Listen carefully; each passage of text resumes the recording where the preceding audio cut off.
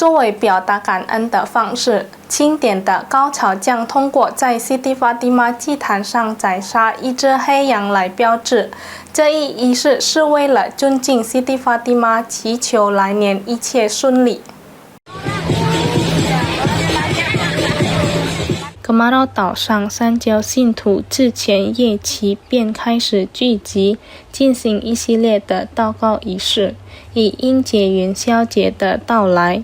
这一宗教仪式是对过去一年生活的感恩表达。然而，区别于其他地区的独特传统是，在巨港的元宵节庆祝中，有一种特别的仪式，即宰杀一只黑色公山羊。元宵节的组织者之一基哈伦表示，在庆祝活动的高潮阶段，将于半夜在西蒂法蒂玛的祭坛上宰杀黑色山羊，作为元宵节庆祝的高潮环节。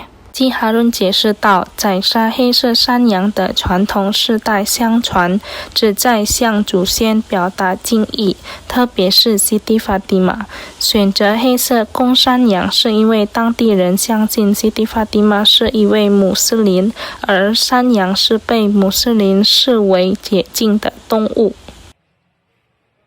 Kegiatan sendiri kok pada hari ini seperti apa? Kegiatan ini kita jam 12 malam tuh ada pemotongan hewan kurban kambing yang semua warna hitam, jantan. Secara simbolis satu atau dua kambing kita akan kurbankan di depan altar Siti Fatimah sebagai rangkaian puncak kegiatan perayaan Cap Gome. Maknanya sendiri kok kita menyembelih kambing itu apa, Pak? Ya, sebagai rasa hormat dan puji syukur kepada kerabat Siti Fatimah bahwa kita sudah melewati satu fase tahun kemarin dengan aman dan lancar.